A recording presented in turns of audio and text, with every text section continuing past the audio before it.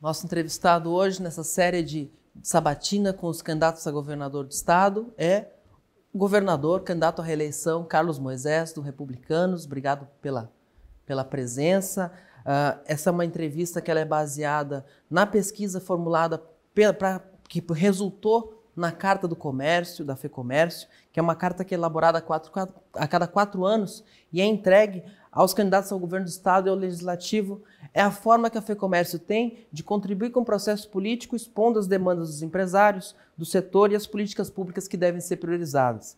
O perfil da entidade é mais propositivo, então a federação não está fazendo um debate, ela preferiu fazer as sabatinas para dar espaço para o futuro governador fazer propostas em cima dos desafios apresentados pelos empresários dos setores representados.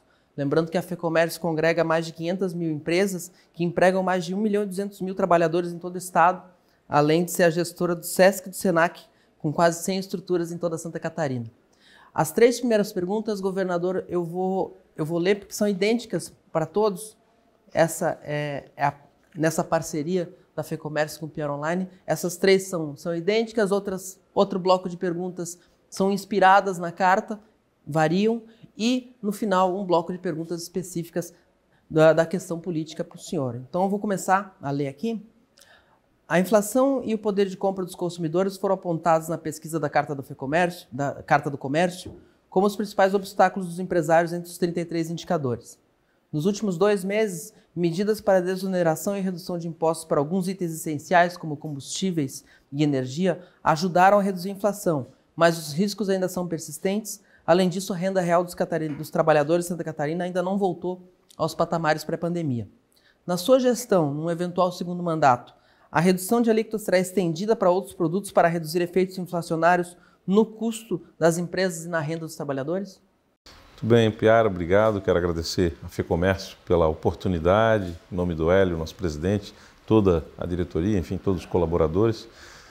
O governo já tem feito movimentos, não é? Você citou, por exemplo, a questão da contenção da inflação a partir da diminuição da incidência de tributos sobre energia elétrica, telecomunicações, combustíveis.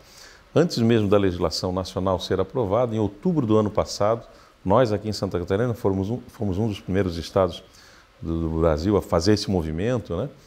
Nós já congelamos o preço de tabela dos combustíveis. Isso já trouxe um reflexo que, quando a gente foi aplicar a legislação, proporcionalmente a incidência desses tributos já estava muito próxima a 17%, por exemplo, na gasolina, que saiu de 25% para 17%, e o diesel a gente já estava numa tributação bem menor. Então, a gente já fez esses movimentos. Para além disso, obviamente que a gente tem que entender o que resultou essa crise mundial, né? A gente sai de 2 anos de pandemia, a gente teve um pouco de recessão durante a pandemia, a gente ajudou os setores mais afetados pela pandemia, desde transportes, a parte de gastronomia, setor de turismo, eventos, inclusive com linhas de crédito com juros zero, enfim, para que a gente pudesse sustentar a movimentação econômica do nosso estado. E quando a gente faz o estado crescer, que é o que tem acontecido em Santa Catarina, a gente proporciona também geração de emprego, renda, e naturalmente esses fatores vão se equilibrando. Então, nós já temos feito vários movimentos no sentido da parceria com o empresário, inclusive de socorro a empresários, como eu citei, né, durante a pandemia, que mais sofreram, setores específicos. E a política tributária de Santa Catarina tem sido toda revisada. Antes nós tínhamos uma política tributária que talvez causasse até desconforto para alguns setores, porque era tudo muito escondido, né? Agora a gente trabalha com transparência. Eu cito sempre um exemplo que gera uma concorrência desleal para quem trabalha com comércio, com a indústria, que é, por exemplo, as empresas aéreas, elas tinham tratamentos tributários diferenciados para cada operadora. Nós tínhamos 4 operadoras grandes aqui em Santa Catarina, voando para diversos estados brasileiros a partir daqui, e uma pagava 17%, outra 12%, outra 7%, outra pagava 3,4% sobre o combustível, a querosene, né, que é o combustível de aviação, que corresponde a 40% do custo de uma operação de uma empresa dessas. Então, a política tributária justa também faz com que todos consigam ter oportunidades e diminui essa distância, né? E também contém a inflação, equilibra o desenvolvimento do Estado e do Brasil. Senhor, lembrando que no início do seu governo houve uma política forte de revisão de incentivos fiscais que muitas vezes atingiram até itens da cesta básica, liderada pelo seu secretário da Fazenda, Paulo Eli. O senhor pretende, esse tipo de revisão pode voltar à agenda de Santa Catarina? Na cesta básica, por exemplo, ficou muito claro, né? Nós tivemos movimentos de setores com iniciativa parlamentar, não foi do governo, retirando, por exemplo, o leite da cesta básica e colocando o leite para 17% e querendo colocar bebidas quentes para 3,4%, né? Bebidas destiladas, por exemplo. Então, são movimentos que não fazem sentido. Iniciativa nossa, nós trouxemos de volta o leite para a cesta básica e hoje a gente tem, de fato, uma cesta básica que ia para 12%, 17%, a gente manteve.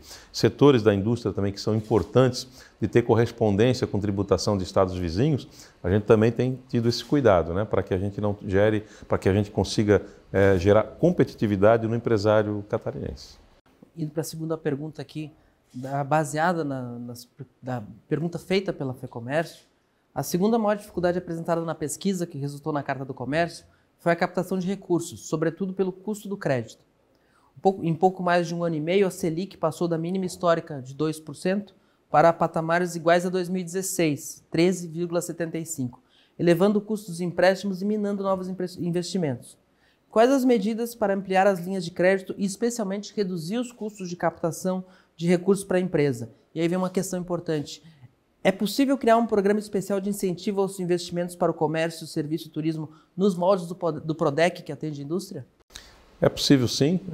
Nós já fizemos movimentos importantes durante a nossa gestão. Não só para socorro aos empresários, né? O SC Mais Renda Empresarial, que foi um programa que nós criamos no nosso governo para socorrer as empresas que sofreram com a pandemia, mas também estendemos isso para empresas que sofrem eventos adversos também. Agora, recentemente, inclusive modificamos a legislação mais recente para não só em municípios onde haja situação de emergência decretada, mas também, apenas, antigamente era só estado de calamidade pública, mas também avançamos para a situação de emergência, ou seja, porque para caracterizar uma situação de estado de calamidade pública, normalmente tem que ter óbito, tem que ter uma série de critérios, mas às vezes uma empresa, ela é afetada fortemente, mas não houve nenhum óbito, às vezes a empresa estava fechada, uma inundação, vendaval, enfim. Então a gente tem esse olhar, né, criterioso e cuidadoso para manter as empresas abertas, para ajudar em situação extrema, e os nossos programas de juro também têm avançado no sentido de serem mais competitivos do que os juros ofertados no comércio, né, ou pelo sistema financeiro de um modo geral. Então, por isso, agências de fomento, como o BRDE, como o Badesc, a gente coloca o crédito na praça e rapidamente as empresas consomem o crédito, né? A gente está fazendo também garantias para a área de tecnologia também, estendemos linhas de financiamento, porque é uma atividade de muito risco, né? Desenvolver soluções na área de TI. A gente também criou essa linha de crédito, enfim, tem uma série de ações. Obviamente que a saúde financeira do Estado proporciona a condição da gente poder avançar ainda mais, né? Eu peguei um Estado com um déficit de 1 bilhão e 200 milhões de reais, se acompanhou muito bem, que se dizia que Moisés não iria pagar a folha de pagamento dos servidores, não ia pagar a dívida impagável da saúde que o governo anterior deixou, e a gente conseguiu no primeiro ano superar tudo isso. O catarinense acompanhou o nosso trabalho, viu a gente saneando o Estado e fazendo o que a gente prometeu em 2018, que era colocar dinheiro nas cidades, conter gastos, né, desnecessários e combater a corrupção. E a gente fez isso no governo. É por isso que hoje eu posso afirmar assim que podemos dialogar e avançar ainda mais também para o comércio, para linhas de crédito. Alguma possibilidade de uma política que facilite esse acesso ao crédito BRDE, Badesc, nessa questão da captação do recurso e com custo reduzido? Exatamente. Quando a gente cria linhas de crédito específicos para setores específicos, a gente acaba moldando, né, os requisitos do acesso ao crédito para aquele setor. Então, valores mais baixos, você trabalha com menos garantias e assim por diante. Então, empresas que precisam para alavancar recursos, hoje nós temos programas que foram lançados no Brasil, que as nossas linhas de crédito de Santa Catarina são procuradas muitas vezes porque os empresários não conseguem pagar programas de crédito nacional, porque foram indexados a indexadores que aumentaram muito, né? Então tem gente que não consegue pagar juro, não consegue pagar a sua conta. Estão querendo nos procurar, e aí a lei não permite, para saldar empréstimos que contraíram com financiados nacionalmente, né? Então, as nossas linhas de crédito são boas e a resposta é possível avançar? claro, com a saúde financeira do Estado, aumentando-se as garantias, é possível avançar, sim. Avançando aqui também, governador, a pesquisa apontou que a educação deve ser a política pública prioritária para a próxima gestão. A qualificação dos profissionais é um dos principais responsáveis pelo aumento da produtividade nos negócios. Na última década, a quantidade de pessoas trabalhando no comércio, serviços e turismo com formação básica completa aumentou de 64,2 para 78,3. Mas, apesar de ser um número alto, ele é um número, apesar do avanço ser grande, o número ainda é considerado baixo. Quais medidas para ampliar a qualificação básica e técnica dos trabalhadores desse setor? Além disso, qual o papel do Sistema S, em especial do SESC e do SENAC, na execução dessa política? O Sistema S, começando pelo final, o Sistema S, parceria importante que nós firmamos agora com o Sistema S, para ampliar a oferta do ensino profissionalizante em Santa Catarina, também em parceria com o Sistema S. Então é algo que vai avançar. Para além disso, nós estamos investindo fortemente no ensino médio, que tem as novas trilhas do novo ensino médio, começam a rodar a partir desse ano, né? Então, é importante destacar que a gente teve 2 anos de pandemia, o IDEB não avalia essas questões anteriores a 2019, a gente não teve uma avaliação durante o nosso governo e as propostas para o novo ensino médio tratam exatamente da possibilidade da gente aliar a demanda do mercado, a qualificação profissional também no ensino médio. Para além disso, além dessa parceria, nós estamos investindo fortemente nos nossos SEDUPs, né, que são estruturas ampliando o número de vagas, reformando, alguns estavam fechados e durante a nossa gestão a gente avançou em investimentos, porque na educação, efetivamente, nós criamos coisas inéditas, né, como Bolsa Estudante, por exemplo, do ensino médio. Por que a gente não tem a mão de obra qualificada? E a gente tem que destacar que Santa Catarina está com 3,9% de desocupação, de desemprego, que é a menor taxa de desocupação do país e, na verdade, da história de um Estado brasileiro. Nós estamos a pleno emprego. Então, essa sua pauta é muito relevante, a pauta da FEComércio. Na verdade, o que nós temos são pessoas que não se adequam à oferta de trabalho no mercado. A gente está tendo que importar mão de obra muitas vezes, né? E nesse sentido que a gente vai caminhar também com o novo ensino médio para ampliar o ensino profissionalizante para todos os setores, especialmente no ensino médio, que, como eu citei, uma bolsa estudante, o aluno recebe por mês quase R$600 para não ter que trabalhar no seu período. Por que as pessoas não se qualificam? É o gancho que eu queria fazer. Porque ele precisa trabalhar, né? A família está passando fome e às vezes ele tem que deixar de estudar para trabalhar. E trabalha em qualquer oportunidade que venha, né? Porque é quase que um ato de socorro mesmo, para sustentar a família. O que a gente está fazendo é mais de 57 mil alunos catarinenses estando na escola hoje, recebendo Bolsa Estudante, para continuar sonhando os seus sonhos e se qualificar. Quando o tema é colocado na pesquisa é administração, o segundo ponto é o tamanho da máquina, a segunda preocupação. E a primeira é a burocracia. São questões que se relacionam. Uma máquina inchada é mais burocrática. O senhor, quando assumiu, fez uma reforma administrativa, que depois sofreu ajustes na metade do mandato, mas o senhor assumiu aquele primeiro mandato que não há tanto conhecimento da máquina. Agora o senhor tem a máquina, conhece a máquina, prevê mudanças nessa máquina para um eventual segundo mandato? O que a gente pode esperar de diferente no governo Moisés nessa área? Nós fizemos exatamente o que a gente prometeu fazer. Nós extinguimos cabides de empregos, extinguimos as secretarias de desenvolvimento regional que você conheceu, chegaram a ser 36 secretarias distribuídas pelo Estado, depois foram a 20 e nós extinguimos. Alguém disse para mim que eu não teria condição de fazê-lo, né? E a gente fez no primeiro ano de governo. Mais de 2.054 cargos comissionados e funções gratificadas foram extintos e a gente remodelou processos, serviços, digitalizamos a máquina pública. Nós somos um dos estados que mais oferta serviços digitais ao nosso usuário do serviço público, que é o nosso cliente, entre aspas, né? E, enfim, toda essa desburocratização, nós criamos o SC Confiança, né? Que a regra é a confiança no empresário. Então, a regra é o princípio da boa-fé. Quem vem investir aqui, por autodeclaração, recebe licenças, alvarás do bombeiro, alvarás do Instituto do Meio Ambiente, enfim. Um grande percentual hoje desses alvarás, chega a 25%, nós queremos avançar, são por autodeclaração. Antes levavam dias, meses até, e agora em alguns segundos por autodeclaração você consegue desburocratizar. Então é um caminho de diminuição da máquina e de simplificação da máquina pública Mas cada movimento desse precisa ter coragem para fazer.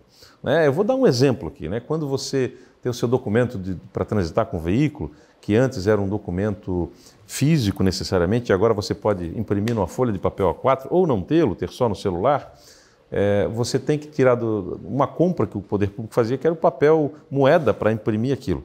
Isso custa milhões de reais por ano. Então, há sempre um interesse quando você vai fazer o bem em prol do cidadão.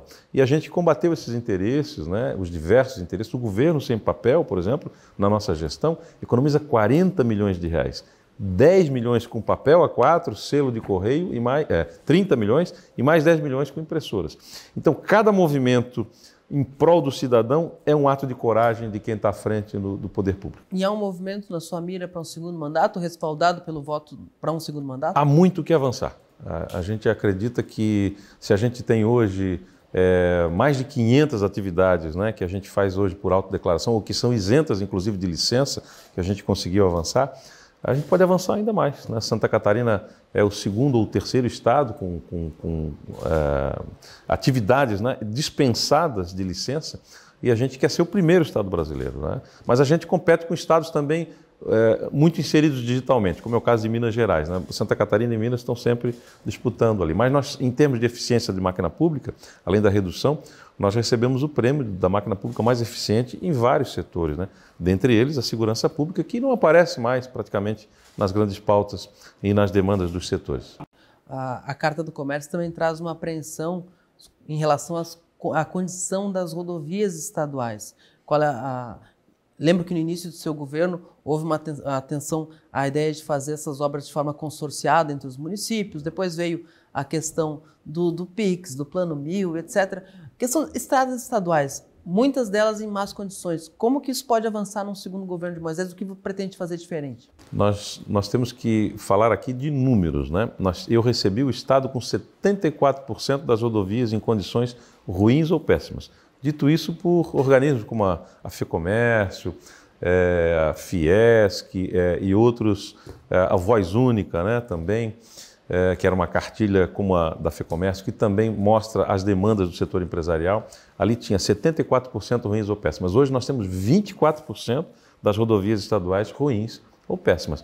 A SC 163, que é o prolongamento da BR-163 lá no oeste, ela é prova disso. Nós revitalizamos, restauramos, estamos fazendo. Nós investimos 6 vezes mais, esse é um outro número importante, do que o governo anterior em manutenção de rodovias. E a gente já chegou nesse número, no próximo mandato a gente vai zerar essa condição de rodovias ruins ou péssimas. É bom lembrar que eu enfrentei uma guerra, 2 anos aí enfrentando pandemia, 2 afastamentos injustos, tudo isso que é o tema talvez mais político, que é o final da nossa conversa aqui, mas isso tudo tem que ser colocado na conta, Então, eu acho que o cidadão catarinense foi enganado de alguma maneira, porque nós, com todas essas dificuldades, conseguimos avançar. Por que não se avançava antes? Por que o governo não era programático, E a BR-163, que é o prolongamento também da SC 163, ela que é a parte estadualizada da SC, nós estadualizamos, e a BR está avançando hoje em obras, em concreto, lá no oeste de Santa Catarina, com 100 milhões de reais dos catarinenses, dinheiro dos catarinenses. São 465 milhões de reais nas obras do governo federal em Santa Catarina. Então nós investimos de fato. Pergunto muito sobre a questão do modelo para garantir a perenidade dessa melhoria de condições. O seu governo extinguiu uma estrutura que era do DEINFRA, fortaleceu a Secretaria de Infraestrutura. Esse é o modelo que o senhor considera o certo para manter isso perenizado? Concessões pode acontecer? Como é que o senhor avalia isso? O que pode avançar? Esse é o modelo, sim. Eu entendo que o que é nosso, o que é do Estado, a gente tem que cuidar, continuar cuidando. As nossas rodovias, boa parte delas, não tem sequer condição de conceder a iniciativa privada, porque muitas delas não têm movimentação adequada, quando você vai fazer o cálculo do custo disso, não é compensador. Então, assim, eu acho que são movimentos que a gente tem que fazer no sentido de efetivamente cuidar daquilo que é patrimônio dos catarinenses. As rodovias ficaram ruins nessa condição porque não sofreram manutenção. É muito mais caro restaurar a rodovia do que fazer manutenção. O seu governo também ficou marcado pelo investimento pelo repasse de quase 500 milhões de reais para o governo federal avançar nas obras das BRs. E isso também é uma questão que está na Carta do Comércio, a necessidade de avançar nas obras das rodovias federais, a 470, 280, 163, 285, 282, também tanto clamam e tão necessária. O senhor vai continuar a alocar recursos do Estado para essas obras avançarem ou foi um movimento emergencial? O que o senhor pretende fazer para garantir, para lutar nessa continuidade?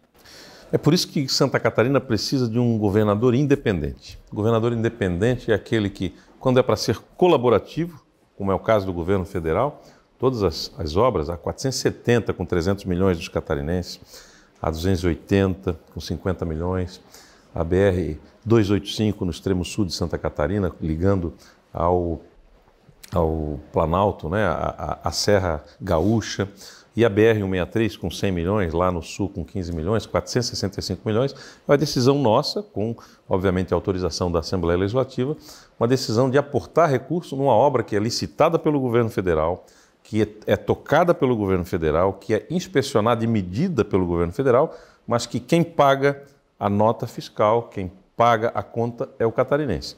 Isso é ser independente, mas ao mesmo tempo colaborativo. A gente tem que defender os catarinenses, porque esse problema, a rodovia é federal, mas se tem catarinense morrendo na rodovia, é um problema do governador Moisés. Não é um problema do governo federal, é um problema nosso.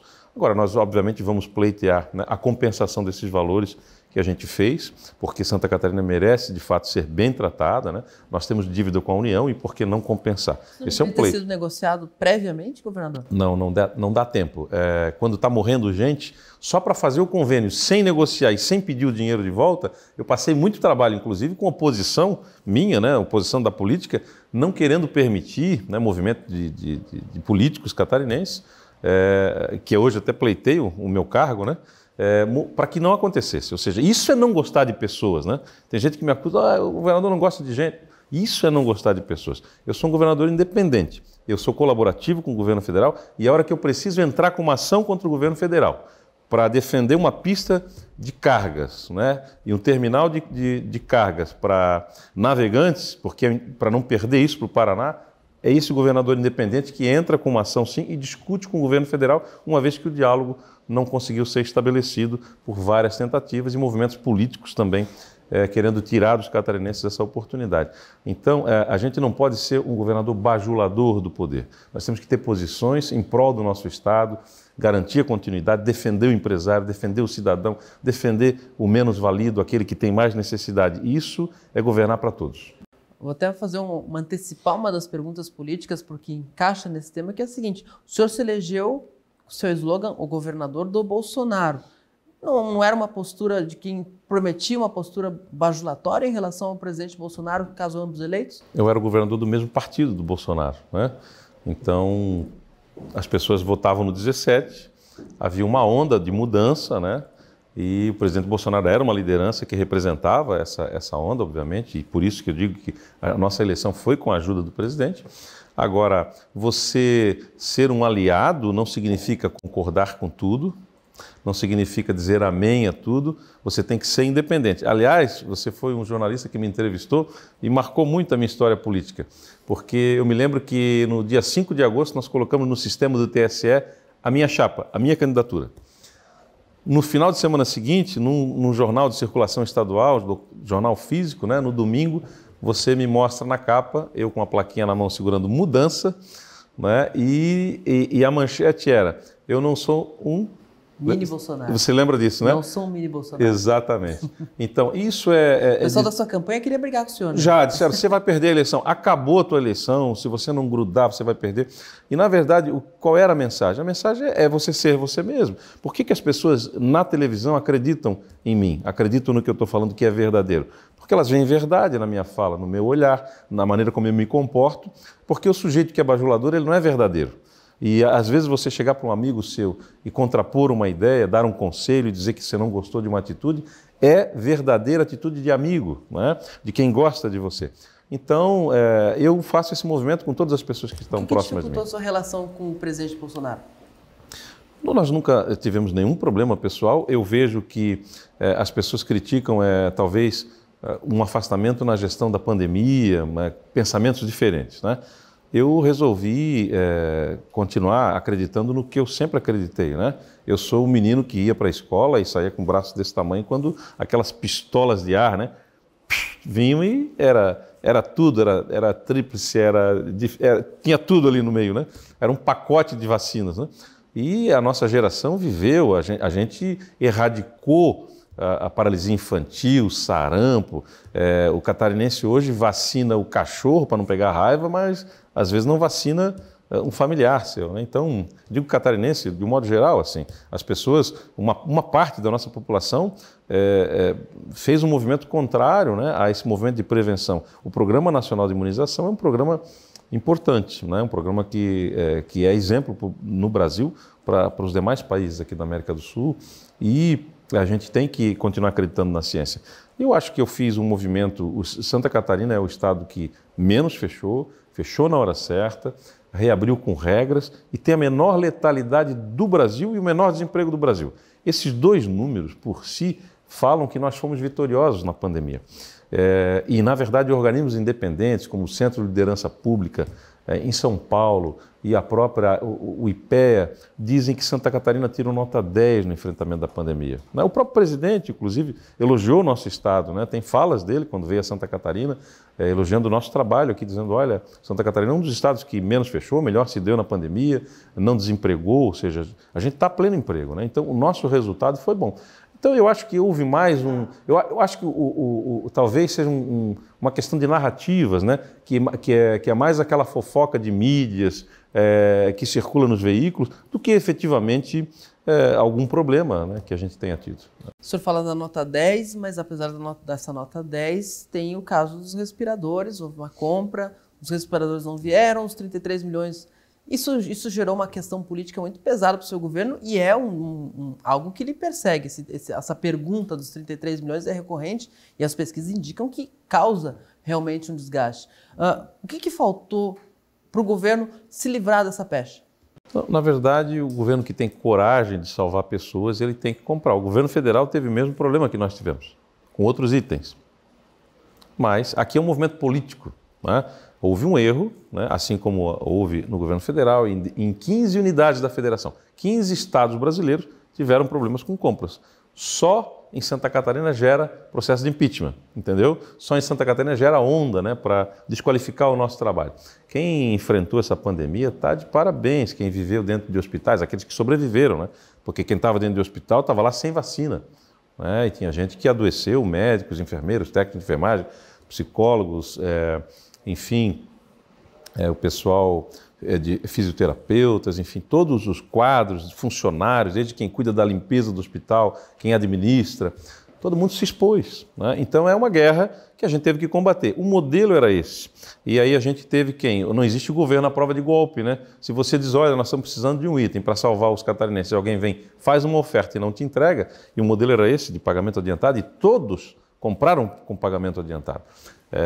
Então, tanto até que se discutia isso, inclusive com integrantes do Ministério Público, do Tribunal de Contas, sobre a viabilidade de pagamento adiantado. O Estado sofreu um golpe. O governador Moisés foi o primeiro, mesmo antes de órgãos de controle, a recuperar esses valores, olhar onde caminhou o dinheiro. Nós pegamos a Fazenda verificou. Quanto foi recuperado? Nós já bloqueamos 38 milhões para cobrir os 33. Esta semana, recente agora, a Justiça já autorizou entrar no Tesouro do Estado desses 38 bloqueados, 13, e os demais são processos, são bens, automóveis, participação empresarial, enfim, e dinheiro também, são 19 milhões em dinheiro que estão bloqueados, mas cada processo tem direito de resposta, etc, etc, e a velocidade vai acontecer na velocidade da justiça daqui para frente. O nosso trabalho foi feito, bem feito. A justiça, ela diferenciou a ação externa e a interna. A externa, da quadrilha, estão sendo acusados de corrupção, respondem por corrupção e organização de quadrilha e outros crimes. Internamente, ficou uma questão mais de imperícia, de imprudência, de incompetência. É a modalidade culposa que a gente chama, né? Peculato culposo. Mas, na seara administrativa, não faltou punir quem apertou o botão de forma incorreta? Todos os processos, e as pessoas parecem que querem as coisas para ontem, né? Como se fosse pena exemplar, para não acontecer mais. Para não acontecer mais, nós mudamos os ritos. de compra, né? Nós intervimos, a Controladoria Geral do Estado, enfim, fez isso, a própria Secretaria de Administração, para prevenir, para que não aconteça mais. Os processos de levantamento de responsabilidade, todos eles estão avançando. Só que alguns desses processos caminham também com os processos judiciais, né? Então tem que cumprir seus prazos. Mas, efetivamente, quem tiver que ser responsabilizado será responsabilizado. Nós, no nosso governo, não tapamos o sol com a peneira, né? Tanto que a gente colaborou, inclusive, com outras investigações, né? O nosso governo abriu, né? Você sabe que tem outras investigações sobre contratos, né? Durante os últimos 10 anos, antes do nosso governo, que foram superfaturados. A gente economiza hoje, com revisão de contratos, o Piara, 505 milhões de reais por ano. É algo que as pessoas às vezes não compreendem, né? O governo comprava oxigênio para os hospitais, pagava 24 milhões, aí o Moisés entra em 2019 e paga 12 milhões, tira um atravessador.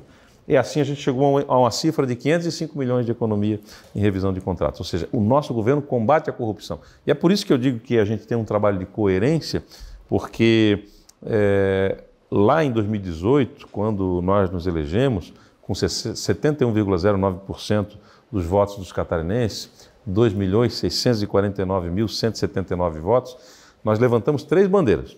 Mais Brasil, menos Brasília, era aquela campanha, que é dinheiro nas cidades. Você falou agora do Pix, do Moisés aí, brincando, mas é verdade. São 6 bilhões para os municípios de forma voluntária, para além do fundo de participação do município com o ICMS.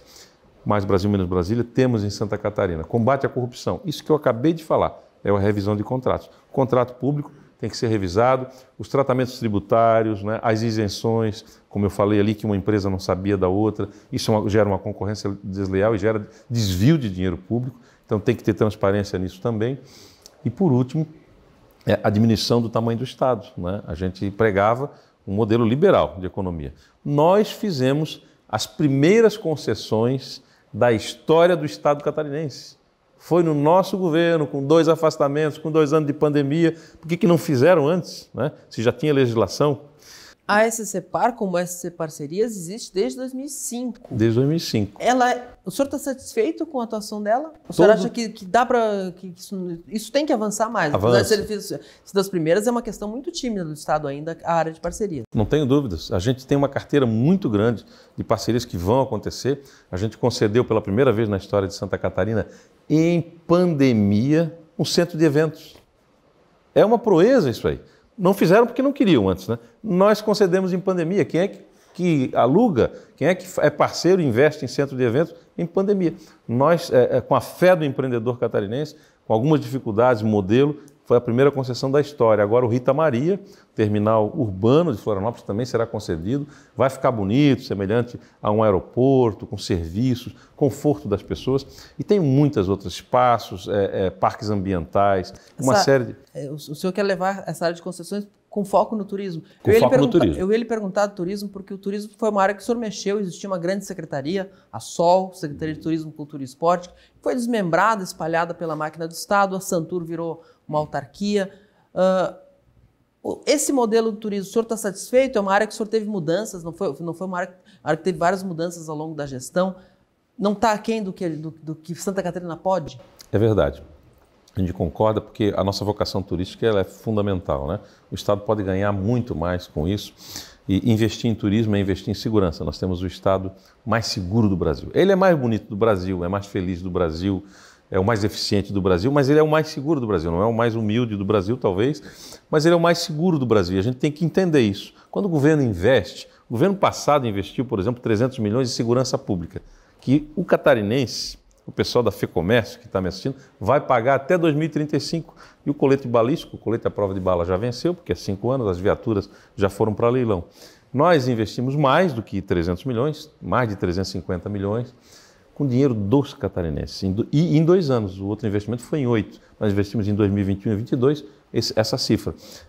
E com dinheiro dos catarinenses, né? O nosso governo gera esperança, porque a gente faz com recurso próprio, tanto dinheiro para as federais, para as rodovias, quanto para os municípios. Então, melhorar a estrada é investir em turismo. Eu recebi o governo do estado com 21 aeroportos, 8 estavam praticamente fechando, só falta 2. Até o final do ano a gente regulariza os últimos 2. Correia Pinto começou a voar para São Paulo, agora Viracopos com Azul, e acho que a Gol também vai começar a operação. Então, Isso é investir no turismo, né? Mas, para além disso, a gente investiu na sinalização das nossas rotas turísticas, nas rodovias estaduais, né?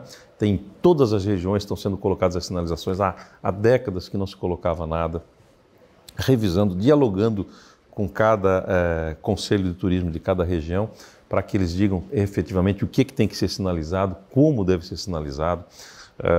E tem uma série de outros investimentos importantes de parceria em eventos, de parceria em concessões, né, que a gente vai fazer, que a gente vai alavancar o setor.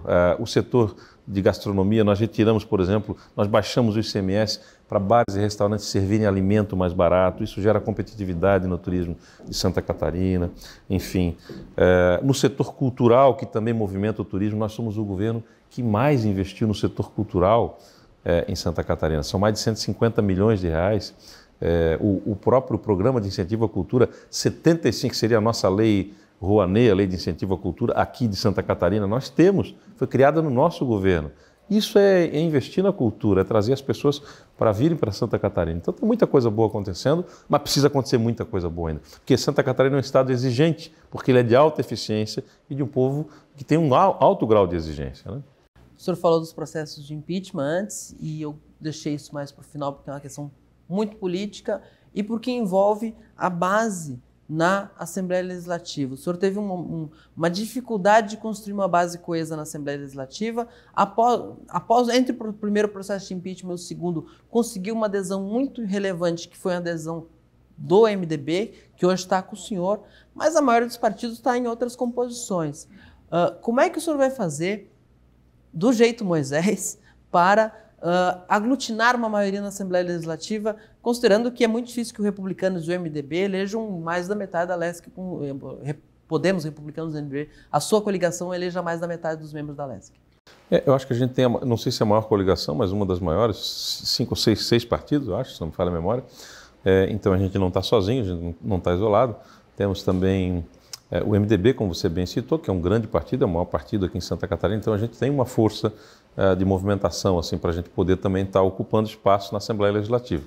E eu acredito que isso a gente vai construir. Depois que a gente também vence uma eleição, a gente começa a dialogar sobre isso, né? Uma composição da Assembleia, coisa que a gente não fez no primeiro ano, você sabe muito bem disso, acompanhou a forma como a gente foi eleito e também o desafio que a gente tinha, né? Do modelo Moisés de governar, de diminuir cargos comissionados. Isso às vezes não dialoga muito bem com a política, né? A política quer espaço, né? Esse é o modelo da política brasileira que é ruim. É ruim, a política quer espaço. E eu fiz exatamente o contrário. Só que hoje a política entendeu o meu movimento, entendeu por que eu fiz aquilo, extingui secretarias, revisei contratos, né? Não era sem pedidos para não revisar, né? de lideranças, enfim, não mexe nisso, nós vamos fazer o melhor para o catarinense. E aí não foi sem dor, como você bem citou, né? Eu sofri, então se dizia que era inexperiência política, não. É verdade que eu não tinha experiência política, mas não havia outro caminho para o Moisés. Se quiséssemos ter o resultado que a gente tem hoje em Santa Catarina, eu teria que enfrentar a corrupção, sim, teria que diminuir o tamanho do Estado, sim, e teria que efetivamente colocar o dinheiro nas cidades onde as pessoas vivem. E eu fui absolutamente coerente com o meu compromisso da eleição em 2018. Esse é o modelo e a política gostou desse modelo. Por quê? Porque hoje o político está podendo entregar nas cidades. Os parlamentares indicam emendas, têm dinheiro. Eu paguei emenda, inclusive, do governo anterior, que foram aprovadas na legislatura anterior e o governo não tinha dinheiro para pagar. Eu tenho depoimentos de prefeitos que pediam uma ambulância, o governador do mesmo partido dizia, eu te dou meia ambulância, em 10 parcelas de 10 mil. E o sujeito tinha que se virar com a outra metade da ambulância. Então, quando eu falo que a gente investiu 6 bilhões nas cidades, a gente mostra o que é que o nosso governo fez em Santa Catarina. Para aquele eleitor que em 2018 viu o senhor com a plaquinha mudança, o slogan não existe meia mudança, que foi usado bastante, especialmente no segundo turno, quando o outro candidato também pleiteava ser eleitor do Bolsonaro, etc. E que esse adversário dizia que o senhor era o MDB disfarçado, e o senhor negava. Aí hoje o senhor está com o MDB no vice, MDB no Senado, cedeu 30 dias de governo para um nome do MDB. O que o senhor diz para esse eleitor que pensa assim, mas não elegi ele para o MDB entrar no governo? O meu movimento é suprapartidário, né? E os partidos existem exatamente para fazer composições para correr a eleição. Se pudesse fazer uma eleição independente, né? Como é que a gente diz? Avulsa, candidatura avulsa, poderia fazer sem problema nenhum, não teria problema com partido algum. Só que as pessoas vivem na eleição e nos movimentos partidários e nos cargos eletivos em partidos. Então, isso é corolário do movimento de querer estar num cargo público eletivo. Mas, por outro lado, o nosso movimento é suprapartidário. Então, prefeitos do PT receberam valores do governo Moisés, prefeitos do PSD, do PSB, prefeitos do PDT, prefeitos do PSDB, prefeitos do MDB, prefeitos do Republicanos, prefeitos de todas as siglas partidárias receberam valores. O que irritou a política em algum momento, sabe? Porque os adversários, mas o sujeito se elegeu, eu era do partido A e quem ganhou foi o partido B, e o governador está ajudando ele, então a gente não pode estar com o governador. Tem esse tipo de movimento. Eu olho quem está na cidade, não é o prefeito e o seu partido, e sim, por trás de um prefeito, de uma prefeita, tem um cidadão, uma cidadã catarinense que precisa do olhar do governo do Estado. E isso deu certo, Piara. Eu acho que deu certo, né? Tanto que eu sou hoje o candidato com maior intenção de votos nas principais pesquisas, naquelas pesquisas que a gente está acreditando. 4 anos depois da onda Bolsonaro, da qual o senhor se beneficiou, Carlos Moisés continua eleitor de Jair Bolsonaro? Olha, eu tenho dito para todos que eu tenho uma posição, né? A gente conhece a árvore pelos frutos, né? Quais os movimentos que a gente está fazendo, eu tenho dito que eu já tenho um lado. Agora, eu não vou participar da eleição nacional, eu vou focar na eleição estadual e dizer para o catarinense o que é que eu fiz, um compromisso assumido lá atrás, nessa eleição importante que aconteceu em 2018, e o que vou continuar fazendo. E que Santa Catarina precisa de um governador independente, não precisa de um governador que seja capacho de A, B ou C. Então, eu vou me preocupar com a minha eleição aqui, com as minhas propostas de governo, e que não são propostas do que eu vou fazer. A minha proposta é como é o governo Moisés e como será, né? Melhorado ainda na minha avaliação. Deixa, governador, porque o senhor tem 30 segundos para mandar essa mensagem final, encerrando essa sabatina da FEComércio. Muito bem. Eu quero agradecer à FEComércio, a você, o Piara, e a todos que nos acompanham. Pedir o voto das pessoas no dia 2 de outubro, votar no 10 para a mudança que você falou continuar acontecendo. Porque Santa Catarina já tem governador, é Moisés, é 10. Muito obrigado. Obrigado, governador. Obrigado. Boa sorte na campanha. Obrigado.